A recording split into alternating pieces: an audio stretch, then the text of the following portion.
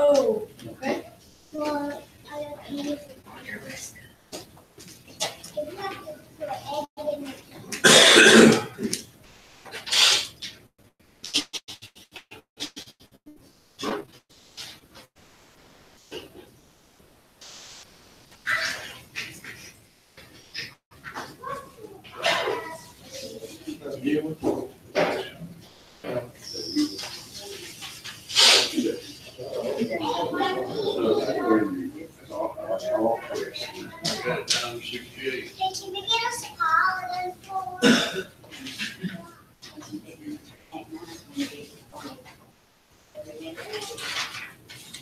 Number 3 lesson on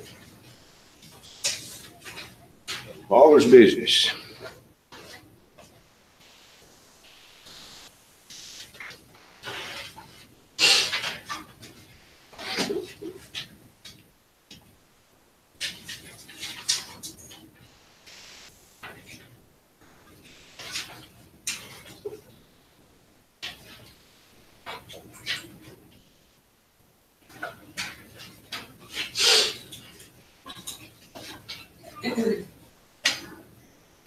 Please turn to John chapter 14.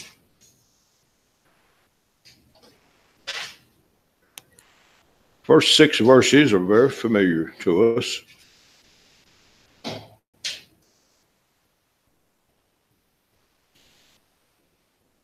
Basic, fundamental spiritual principles that Jesus left, and these are a part of the teachings of the Bible. Let not your heart be troubled. You believe in God, believe also in me. In my Father's house are many mansions. If it were not so, I would have told you. I go to prepare a place for you, and if I go and prepare a place for you, I will come again and receive you unto myself, that where I am, there you may be also. Whither I go, you know, and the way you know. Thomas saith unto him, Lord, we know not whither thou goest, and how can we know the way? Jesus saith unto him, I am the way, the truth, and the life. No man cometh unto the Father but by me. The word mansions sometimes gets people a little out of perspective on what Jesus said he was going to do. In my Father's house are many rooms, are many mansions. There are many spiritual places of abode that he has gone to prepare. If the Bible means what it says, and I believe it does, Jesus ascended back to heaven, Acts chapter 1. And what has he been doing since he left? He says, I go to prepare a place for you. He says it again in verse 3, and if I go and prepare a place for you, I will come again and receive you unto myself, that where I am, there you may be also.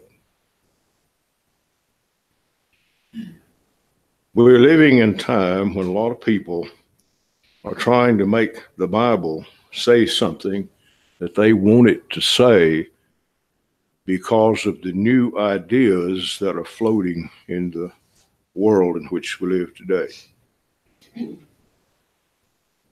But it's quite evident that the place that Jesus has gone to prepare is a spiritual place. I do not conceive in my mind that the Bible is telling us that there will be certain streets and addresses where we will have a house in which we will move into and live there with a certain address and a certain geographical place.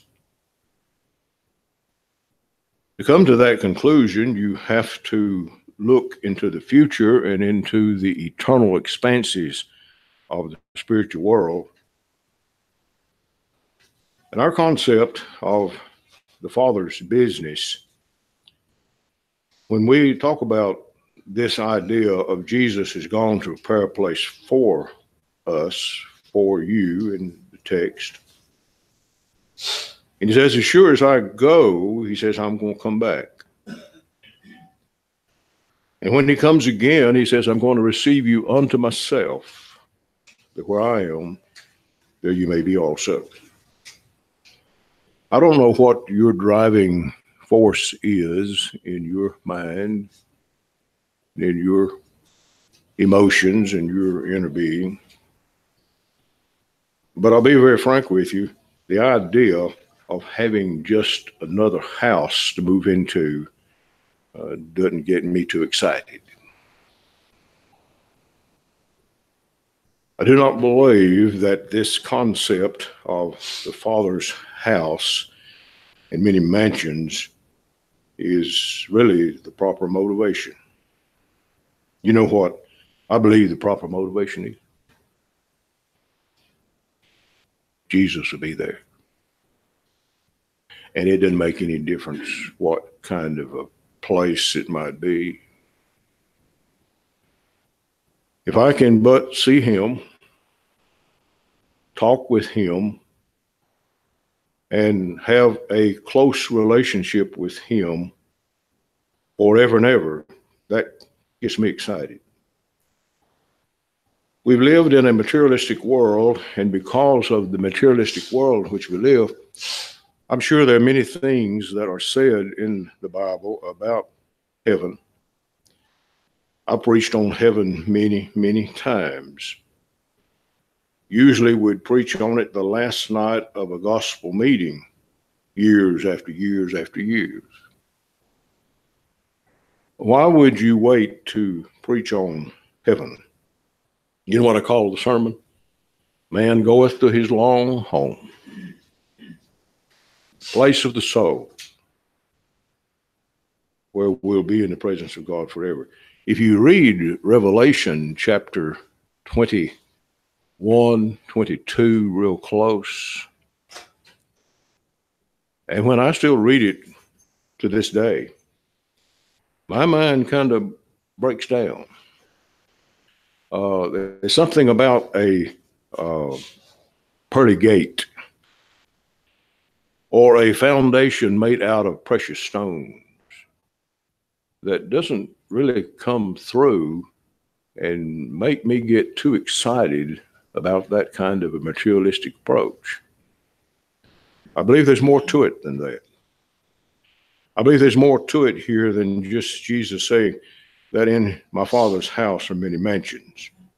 Flip back a couple pages. John chapter 6, 44 through 47. We were in the last part of the chapter last Sunday morning at 11. Here in John 6, 44 through 47, no man can come to me except the Father which hath sent me draw him, and I will raise him up at the last day.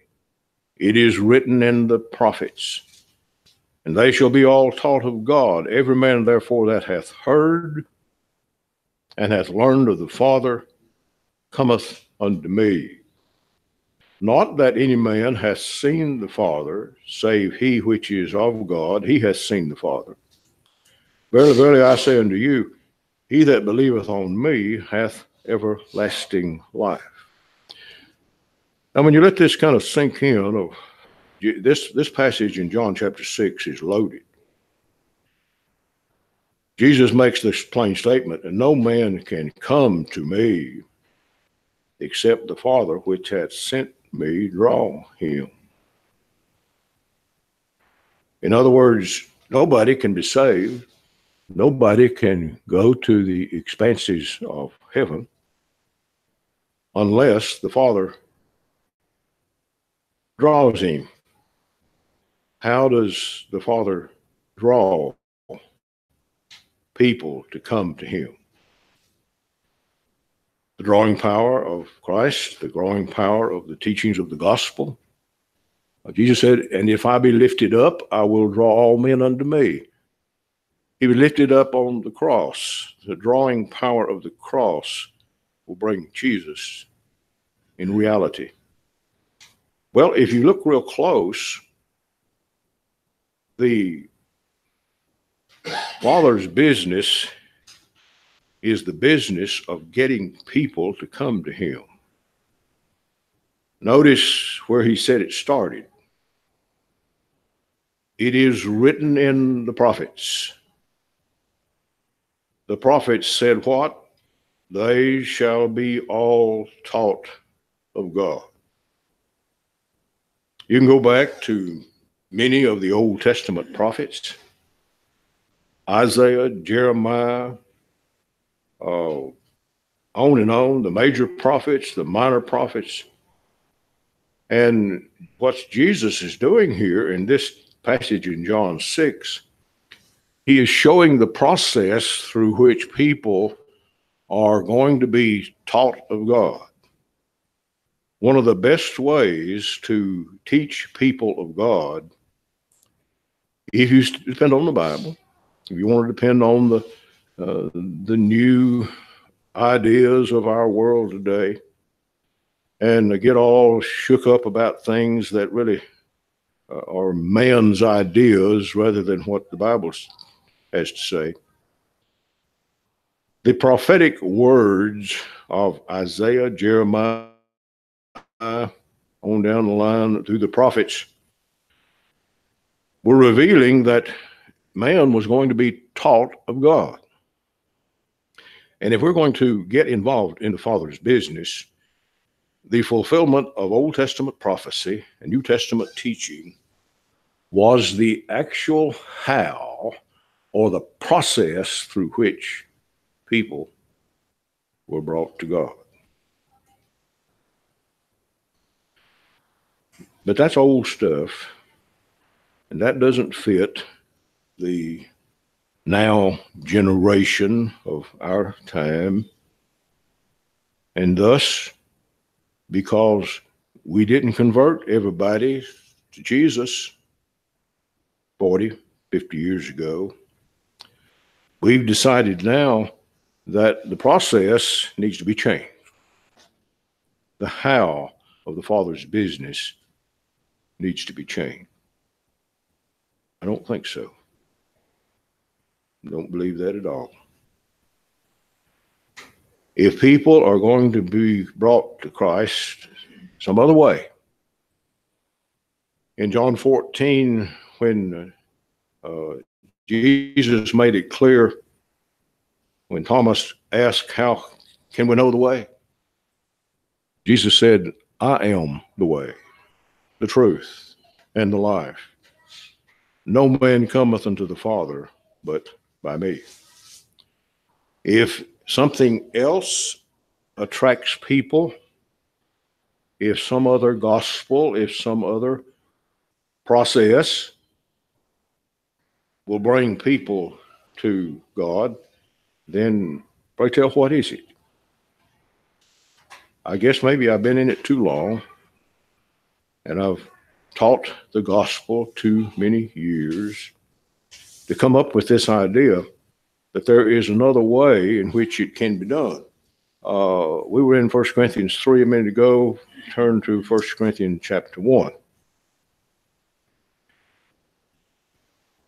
In verse 21, notice the process that was still in motion in the life of the Apostle Paul as he was reaching out to the world of his time. Notice what it took. We could start most any place, but let's start for convenience sake, verse 20. Where is the wise? Where is the scribe? Where is the disputer of this world?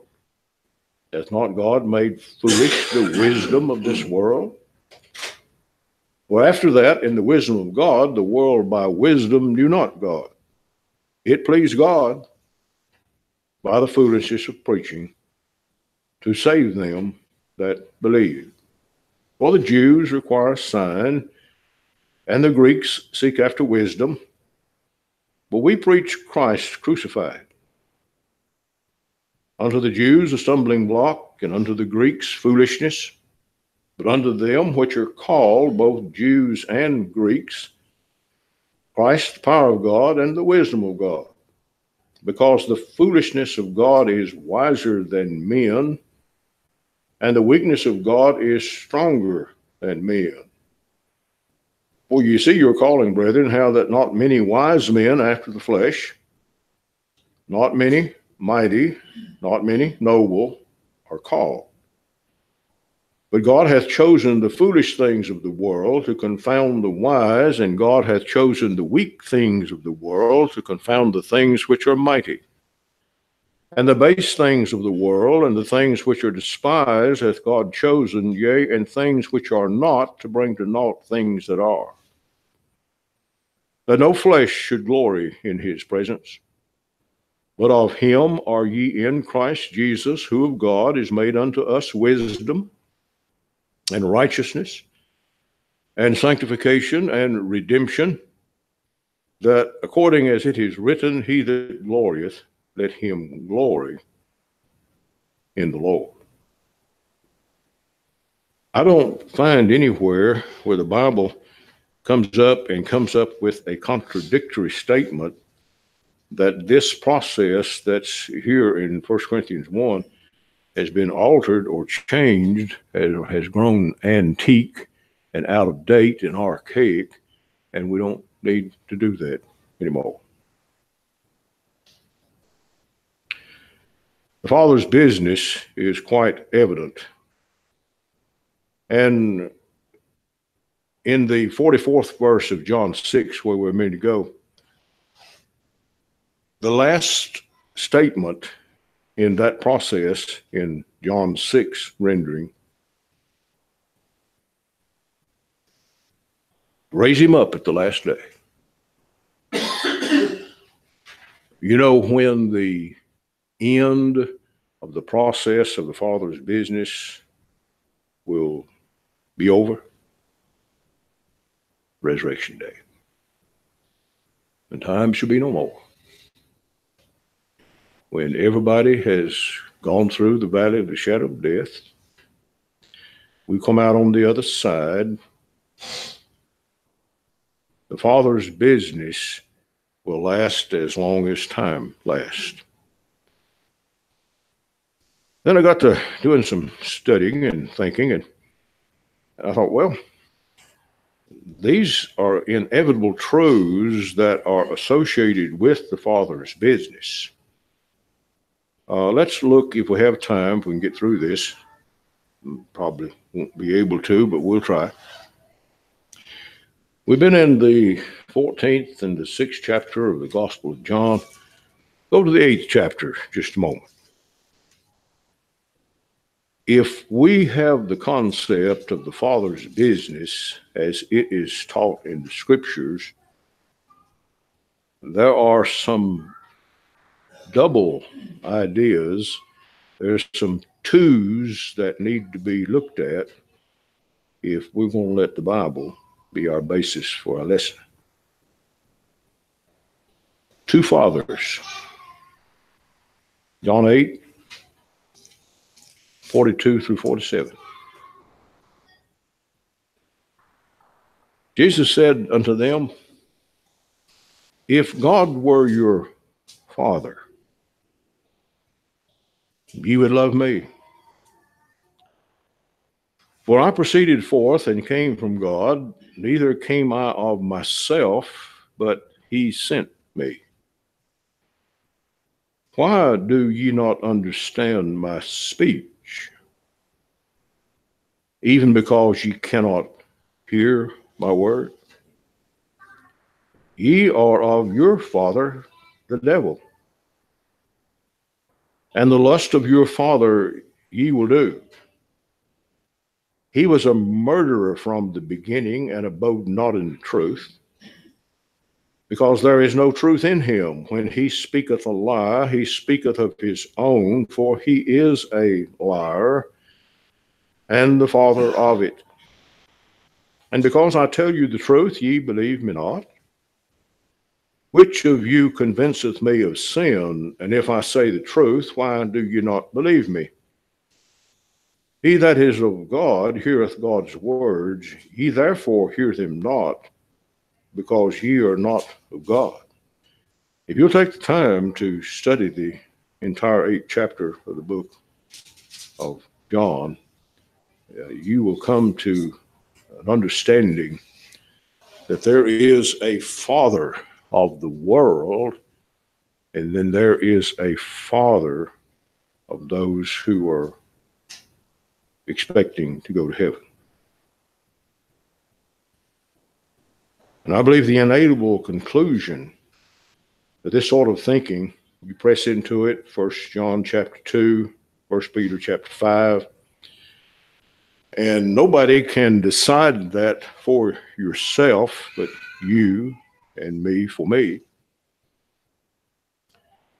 These folks here in this chapter were insulted by Jesus when he suggested to them that they were of their father, the devil. And he came to some real punctual type conclusions about why he called them the devil was their father. Two fathers, the devil and God. How can I know if I am a child of the devil or a child of God the Father? Since that's stated here in this passage of Scripture, I need to be sure that I'm not of one side of the human family, but I am of the other side of the human family. And I hope it would spur your interest on to do your own study and come to the conclusion of who it is that is your father.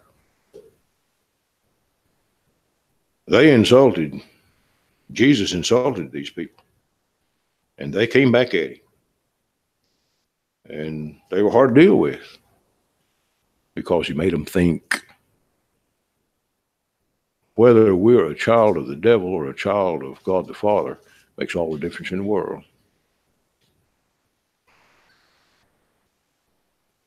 If there's something wrong in our lives, if we have taken a false position on some subject, if we have taken an idea that some child of the devil has put in our minds, and we're pursuing that with all of our being, we need to know it.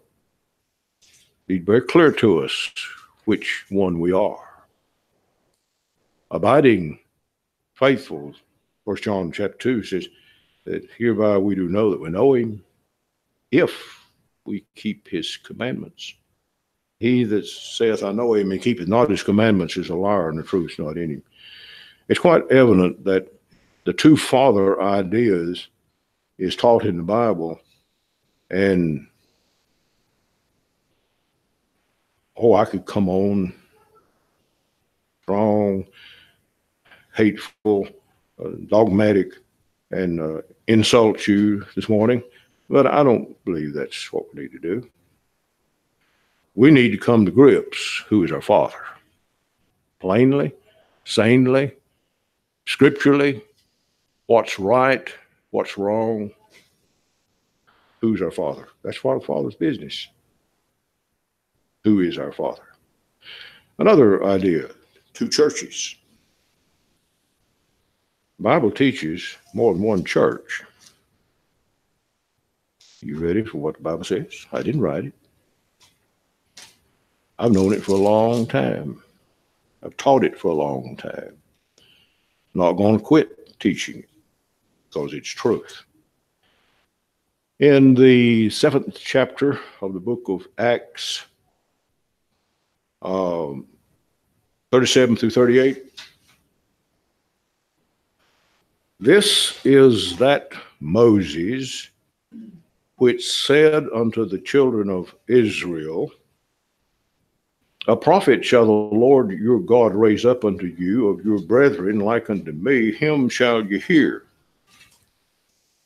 This is he that was in the church in the wilderness, with the angel which spake to him in the Mount Sinai, and with our fathers who received the lively oracles to give unto us.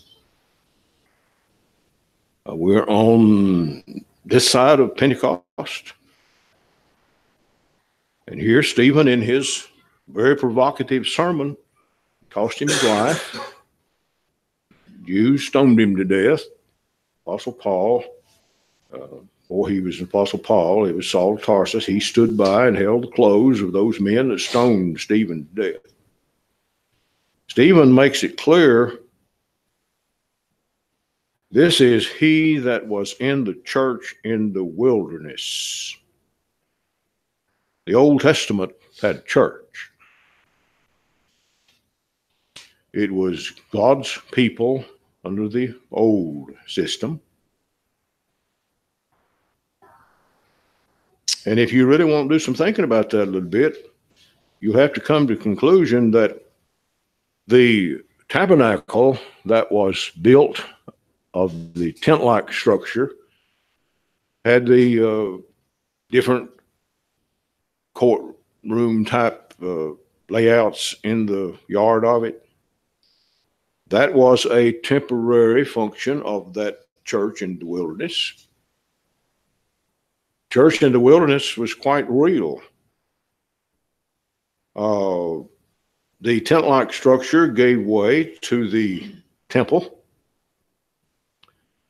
The temple of the Old Testament was a part of this house of the Lord under Old Testament times. Look at an interesting passage. 2 Chronicles chapter 7.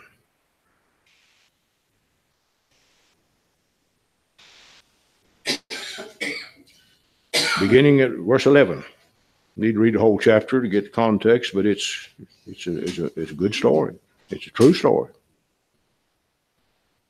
2 Chronicles 7 says, thus Solomon finished the house of the Lord,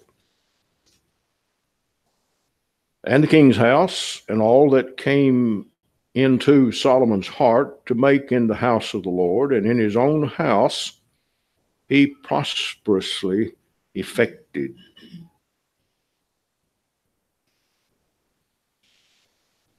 David was told why he could not build a temple. He had been a bloody warrior. David wasn't allowed to build it. But Solomon not only built it, he finished it. A whole lot of side angles here. There's interesting Old Testament lessons on that there was not a sound of a saw or a hammer in the building of the Old Testament temple. Everything was prepared across a body of water, and it was brought over that body of water, already cut, shaped, ready to fit into the structure of the temple. A lot of interesting things. But my point is this. Do you realize what is said here concerning this house of the Lord that had just been finished and built? The Old Testament church. And the Lord appeared to Solomon by night, said unto him, I have heard thy prayer, and have chosen this place to myself for an house of sacrifice. If I shut up heaven that there be no rain, or if I command the locusts to devour the land, or if I send pestilence among my people, if my people which are called by my name shall humble themselves and pray and seek my face and turn from their wicked ways, then will I hear from heaven, and I will forgive their sin and will heal their land. Now mine eyes shall be open and mine ears attent unto the prayer that is made in this place. That's interesting. The Old Testament temple was the building structure that housed the Old Testament church. And God told him, he says, your prayer will be heard if you make it in this place. But he went on to warn the rest of the passage that if they didn't do what was right, if they didn't stay faithful, if they didn't do what he had asked them to do, that they could be plucked up out of their own territory and carried off into another place, talking about the Babylonian captivity that did come to the Old Testament system. But if you're going to be complete in your studies and thinking about the Father's business, the Father's business was housed in the tabernacle, in the temple. What was it Jesus said when Mary confronted him in the temple in Luke chapter 2? She said, did you not know we sought you sorry? And what did Jesus say to her? He said, did you not know that I must be about my Father's business?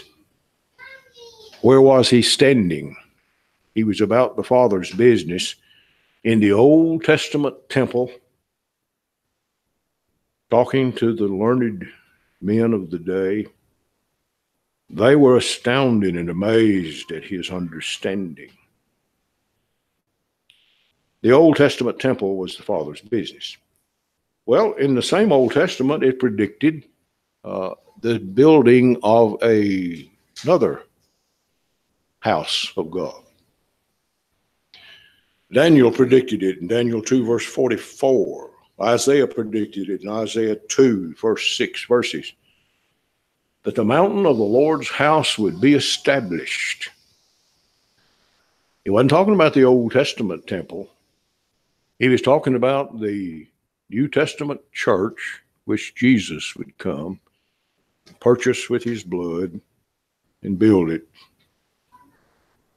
There's two churches in the Father's business. The Old Testament church, one in the wilderness, the New Testament church, and there are some other thoughts there. Well, let me tell you what I'm going to do this evening. I've been studying for a couple of weeks, and on the lesson we started last week on things that differ,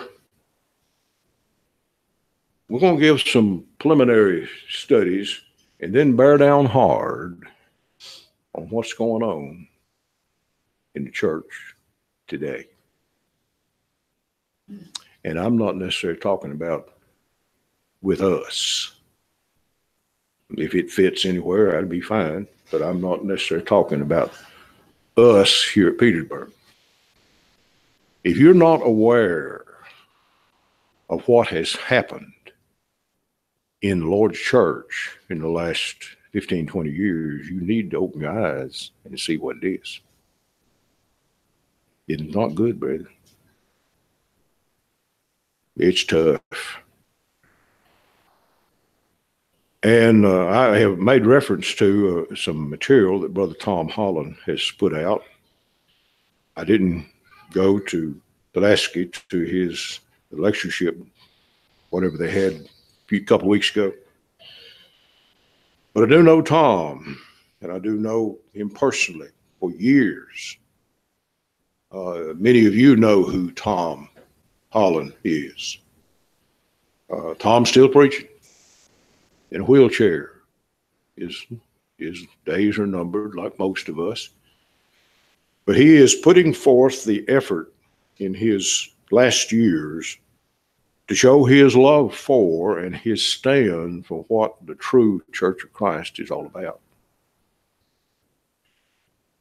and rubbing elbows with him, reading his material, and realizing that I had already studied through it for myself and was at the same conclusion that he came to before I ever read his material.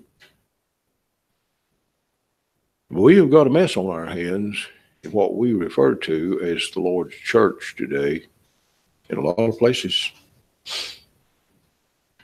And I am absolutely convinced that in a whole lot of places, it don't exist anymore. And I'm not tickled to death over that. Breaks your heart to even think about it. I know from experience what can happen to your home congregation. And I don't get very happy when I drive through my hometown and see what happened to the church. It's not there anymore. Disciples of Christ, First Christian Church, with a woman preacher. If that was the only situation I could think of, I would feel pretty good about it. Only one. Let me tell you what, it's being repeated over and over and over and over again. And Tom dealt with it. We're going to deal with the scriptural part. I'm not necessarily going to read what Tom has said, because what I have said through the years is basically what Tom has said. But somebody's going to have to come to grips with the Father's business in our day and time and do something about it.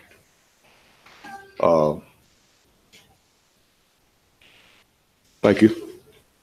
Time's gone. Thank you, Appreciate your attention to this.